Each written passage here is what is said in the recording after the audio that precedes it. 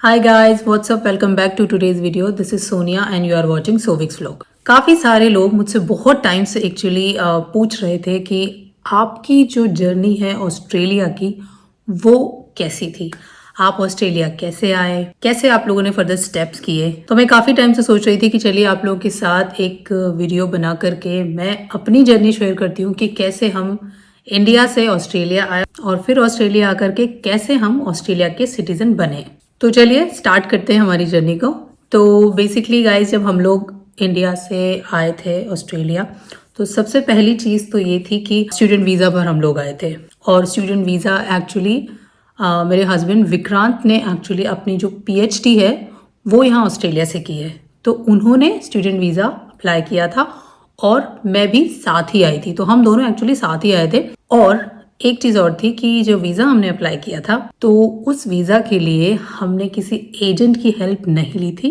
आप लोग abroad study करने आ रहे हो तो आप अपने लेवल पर भी वेबसाइट्स को चेक कर सकते हो। मैं ये जो वीडियोस बनाती हूँ, आप लोगों के साथ इन्फॉर्मेशन शेयर करती हूँ, वो मैं इसीलिए शेयर कर पाती हूँ क्योंकि हमने भी ये जो अपनी जर्नी की है वो सारे स्टेप्स हमने अपने आप ही किए हैं। हमने हेल्प ली है लोगों से, गाइडेंस ली है लोगों से और फिर अपने आप ऑप्शंस एक्सप्लोर करके सारी जो प्रोसेसिंग है वो खुद की है।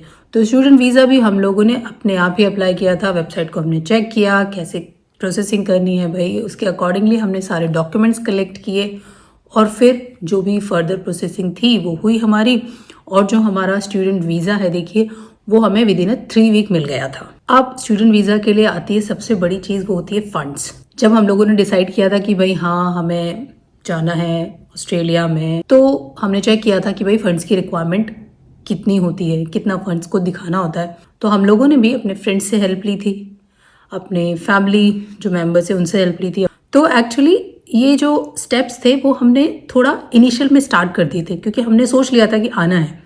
और उसी के अकॉर्डिंग विक्रांत ने प्रोफेसर से कांटेक्ट करना स्टार्ट किया था। बिकॉज पीएचडी के लिए क्या होता है कि या तो कोई रिसर्च की पोजीशन, पीएचडी की पोजीशन किसी यूनिवर्सिटी में या किसी इंस्टीट्यूट में निकली हो, अदरवाइज आप लोगों को प्रोफेसर्स से कांटेक्ट करना होता है, उन्हें ईमेल करने होते हैं और अपना जो भी प्रोजेक्ट है, रिसर्च, जो भी कुछ आपका बैकग्राउंड है वो उन्हें बताना होता है। एंड अकॉर्डिंगली अगर वो प्रोफेसर जो इंटरेस्टेड है तो वो आपको पीएचडी ऑफर करता है। तो हमारे साथ भी यही हुआ था। विक्रांत ने काफ़ी सारे प्रोफेसर से कॉन्टेक्ट किया था और फिर जो सूटेबल प्रोफेसर था जिसका इंटरेस्ट विक्रांत के इंटरेस्ट के साथ में मैच किया तो फिर उन्हें वो पीएचडी मिल गई। तो विक्रांत की जो पीएचडी थी वो थी इन मेडिकल स्टडीज। तो गाइज इस तरह से तो आए थे हम ऑस्ट्रेलिया। काफी सारे स्टूडेंट्स फंड्स के बारे में सवाल करते रहते हैं, तो मैं आपको ये बोलूंगी कि अगर देखिए आपको आना है तो प्लानिंग थोड़ा सा पहले ही करो क्योंकि भाई सब लोगों के पास तो फंड्स इतने होते नहीं है। होते हैं तो बहुत अच्छी बात है, अदरवाइज आप लोन वगैरह भी ले सकते हो, खैर ऐसा कुछ नहीं है। तो ये कि हाँ अपनी प्लानिंग करो और अकॉर्डिंगली जो भी अपना फंड है उसे मैनेज करो। अच्छा, एक चीज़ और थी, जब हम ऑस्ट्रेलिया आए थे तो हमारा ऐसे कोई रिलेटिव यहाँ पे नहीं था। हम मतलब यूं किसी को जानते नहीं थे। हाँ, एक विक्रांत के नोन थे तो उनसे हमने कांटेक्ट किया था और जब हम लोग यहाँ आए थे तो हम लोगों को उन्होंने बहुत ज़्यादा सपोर्ट किया, काफ़ी ज़्यादा हेल्प उन्होंने हमारी की। डेफिनेटली ये बात सच है कि अगर आपका कोई ऐसा नोन आपको मिल जाता है तो यस वो आपको गाइड कर सकता है कि भाई बहुत बेसिक चीज़ें होती है जब आप लोग आते हो ना, कहाँ से क्या शॉप करना है, कैसे शॉप करना है, बहुत छोटी छोटी चीज़ें। आने के बाद करना क्या है, आपको अकाउंट खुलवाना है या एबीएन लेना है अगर मान लीजिए आप कुछ बिजनेस करना चाहते हो, या कोई टीएफएन नंबर लेना है, तो छोटी छोटी सी चीज़ें होती हैं। सिम लेना है तो भाई कौन सा नेटवर्क अच्छा होगा, किसकी सिम हम लें, तो हमें काफ़ी ज़्यादा हेल्प मिली थी। और जब आप आते हो तो सबसे इम्पोर्टेंट क्या होता है, आपका अकोमोडेशन। अच्छा गाइस, एक चीज़ और थी, जब हम लोग यहाँ आए थे तो विक्रांत को जो पीएचडी की स्कॉलरशिप ऑफर हुई थी वो स्कॉलरशिप उस टाइम पर केवल स्टडी की स्कॉलरशिप मिली थी, यानी कि उन्हें अपनी स्टडी के लिए कोई भी जो पैसा था वो पे नहीं करना था। लेकिन जो लिविंग वाली स्कॉलरशिप होती है वो उस वक्त उन्हें नहीं मिली थी। तो ये कह सकते हो कि हम भाई अपने रिस्क पर आए थे क्योंकि यहाँ आने के बाद हमें मंथली कोई पैसा मिलने वाला नहीं था उस टाइम पर। तो हमें पता था कि भाई यहाँ आके हमें ही कुछ करना पड़ेगा। हम शुरुआत में रहते देखिए शेयरिंग अकोमोडेशन में। मैंने बहुत सारे वीडियोस में आपको अकोमोडेशन के बारे में बताया कि भैया बहुत महंगा है और ये महंगाई हमेशा से रही है अकोमोडेशन की। अगर आप अपना इंडिविजुअल हाउस लेकर के रहते हो तो आपके लिए शुरुआत में बहुत ज़्यादा कॉस्टली पड़ता है क्योंकि देखिए कहाँ आपका INR और फिर कहाँ ऑस्ट्रेलियन डॉलर। तो वैसे ही पैसे का इतना डिफरेंस हो गया। और फिर उसके बाद ये कि भाई आप आते ही कमाओगे तो है नहीं अगले नेक्स्ट डे से, तो सेटल होने में टाइम लगता है ना। तो इसीलिए शेयरिंग अकोमोडेशन उस टाइम पर बेस्ट होता है। तो हमने भी यही किया था, हम कपल थे, हमने भी शेयरिंग अकोमोडेशन लिया था। जिन फैमिली को हम लोग जानते थे उन्हीं के साथ में हमने हाउस शेयर किया था। और फिर यहाँ आने के 2-3 महीने तक तो देखिए कुछ हमें नहीं मिला था, लिटरली कोई जॉब नहीं मिली थी। फिर उसके बाद पार्ट टाइम जॉब मैंने स्टार्ट की अपनी, और by the grace of God Vikrant को भी उनकी जो स्कॉलरशिप थी, जो लिविंग अलाउंस वाली स्कॉलरशिप थी, वो उन्होंने यहाँ पर आकर के अपने प्रोफेसर से बात करने के बाद अप्लाई की और वो उन्हें भी मिल गई। तो इस केस में हमने थोड़ा सा रिस्क ज़रूर लिया था कि भाई हमारे पास कोई इनकम का सोर्स नहीं होगा, बट था कि बिलीव यार कुछ तो कर ही लेंगे ना। तो बस ये था कि चलो मैंने पार्ट टाइम स्टार्ट किया और विक्रांत ने अपनी पीएचडी के साथ साथ उन्हें उनका स्टाइपेंड भी मिल गया। तो थोड़ी सी लाइफ हमारी फिर स्मूथ हो गई। और जब विक्रांत की पीएचडी ख़त्म हुई उस टाइम पर कोविड आ गया था। तो कोविड जब स्टार्ट होना शुरू हुआ तो सब जानते हैं कि मार्केट धीरे धीरे डाउन हो ही गया था। तो जब विक्रांत की पीएचडी ख़त्म होने वाली थी तो उन्होंने भी जॉब अप्लाई करनी स्टार्ट कर दी, बट मार्केट की कंडीशन इतनी अच्छी नहीं थी, तो जॉब मिलने में बहुत टाइम लगा। और आप जानते हैं हमें जॉब कहाँ मिली? हमें जॉब ऑस्ट्रेलिया में नहीं मिली, हमें जॉब मिली आयरलैंड में। तो हम लोग ऑस्ट्रेलिया से मूव हुए आयरलैंड, और जब हम लोग आयरलैंड मूव हुए उस टाइम पर कोविड स्टार्ट हो चुका था। तो मैं 2019 की बात कर रही हूँ, उस टाइम पर हम लोग मूव हुए थे और कोविड की स्टार्टिंग हो गई थी एक्चुअली। कुछ कुछ कंट्रीज़ में बहुत ज़्यादा फैल गया था, कुछ कंट्रीज़ में नहीं फैला था। तो ऑस्ट्रेलिया में भी इतना नहीं था, और जब हम आयरलैंड पहुँचे थे तो वहाँ पर भी इतना नहीं था। लेकिन जब हम पहुँचे आयरलैंड तो पहुँचने के 3-4 हफ्ते के बाद ही 2020 में जो है आयरलैंड में भी अच्छा खासा कोविड फैल चुका था, क्योंकि उस टाइम पर तो फिर पूरी ही दुनिया में कोविड फैला हुआ था। बट लकीली ये था कि चलो हमें एक जॉब मिल गई थी तो हम सरवाइव कर पाए। एंड गाइज एक चीज़ और, जब हम लोग यहाँ ऑस्ट्रेलिया में थे तो उस टाइम पर मेरा फर्स्ट बेबी बॉर्न हुआ था, सोविक। और जब हम आयरलैंड मूव कर रहे थे उस टाइम पर भी मैं प्रेग्नेंट थी। तो मैंने वो जो जर्नी की थी ऑस्ट्रेलिया से आयरलैंड की, वो अपनी प्रेगनेंसी के टाइम पर ही की थी। और फिर मेरी डॉटर जो है वो बॉर्न हुई आयरलैंड में 2020 में। अब देखिए सोविक जब बॉर्न हुआ था ऑस्ट्रेलिया में तब तो फैमिली सपोर्ट हमें मिल गया था। मेरी मदर इन लॉ जो है वो ऑस्ट्रेलिया आ गई थी, बिकॉज जब बेबी होता है देखिए तो डेफिनेटली आपको किसी बड़े बुजुर्ग की एक्सपीरियंस्ड पर्सन की ज़रूरत पड़ती है। और मेरा जो फर्स्ट बेबी था सोविक वो था सिजेरियन, तो उस वक्त हमें सपोर्ट मिला था, वो रही थी हमारे साथ कुछ टाइम के लिए। बट जब निविका बॉर्न हुई आयरलैंड में, वो था कोविड का टाइम, और निविका भी मेरी सिजेरियन ही हुई थी। लेकिन उस टाइम पर हमें कोई फैमिली सपोर्ट नहीं मिल पाया क्योंकि सारी फ्लाइट्स बंद थी। तो गाइस उस टाइम पर सब कुछ हम लोगों ने अपने आप मैनेज किया, मैंने और विक्रांत ने सब मैनेज किया। छोटा बेबी था हमारा सोविक, वो भी था हमारे साथ में। मेरी सिजेरियन से निविका हुई और विक्रांत अपनी जॉब भी कर रहे थे। हालांकि उस टाइम पे वर्क फ्रॉम होम का ऑप्शन मिल गया था, ये हमारे फेवर में सबसे अच्छी चीज़ हुई थी। तो इसी वजह से हम लोग मैनेज कर पाए।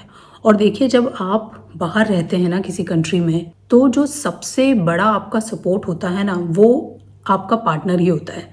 अगर आप हस्बैंड वाइफ हैं तो भाई आप ही एक दूसरे के लिए सबसे बड़ा सपोर्ट होते हो, आपको ही एक दूसरे के लिए हर तरह से रेडी रहना होता है। और इसी वजह से हम लोग सरवाइव कर पाए। अदरवाइज़ कोविड टाइम पे 2 बच्चों के साथ सिजेरियन में हमारा रहना बहुत मुश्किल हो जाता। तो गाइज हमने अपने 2 साल आयरलैंड में निकाले थे। आयरलैंड में हम लोग रहे, हमने आसपास एनवायरनमेंट भी देखा, बट हमें क्या था आयरलैंड इतना अच्छा नहीं लगा। थोड़ा सा हमें लगा कि वहाँ पे ड्रग्स इशू ज़्यादा हैं, वायलेंस ज़्यादा है। तो हमने, बिकॉज हम ऑस्ट्रेलिया में भी रह चुके थे देखिए, और हम आयरलैंड में भी ऑलरेडी 2 साल गुजार चुके थे, तो हमने फिर यही डिसाइड कर लिया था कि भाई 1 साल एक्चुअली आयरलैंड में रहने के बाद ही हमारा मन गया था कि नहीं हम आयरलैंड से वापस जाएंगे ऑस्ट्रेलिया बैक। बट हुआ ये था कि फ्लाइट्स बंद थी तो हम लोग आ नहीं सकते थे। तो जब फ्लाइट ओपन हुई तब हमने फिर से ऑस्ट्रेलिया में मूव किया।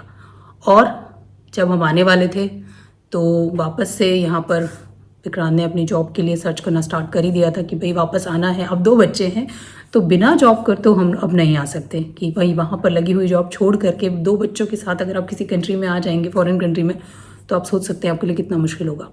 तो फाइनली खैर जॉब हमें मिल गई थी, तो ऑस्ट्रेलिया में जॉब लेकर ही हम लोग आए थे।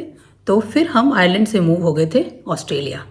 अब क्या है, जब हम ऑस्ट्रेलिया आए तो हमने फिर अप्लाई करी यहाँ की परमानेंट रेजिडेंसी, और परमानेंट रेजिडेंसी के लिए स्किल असेसमेंट करवाना होता है। तो स्किल असेसमेंट विक्रांत ने अपना आयरलैंड में रहते हुए ही अपने आप करवा लिया था।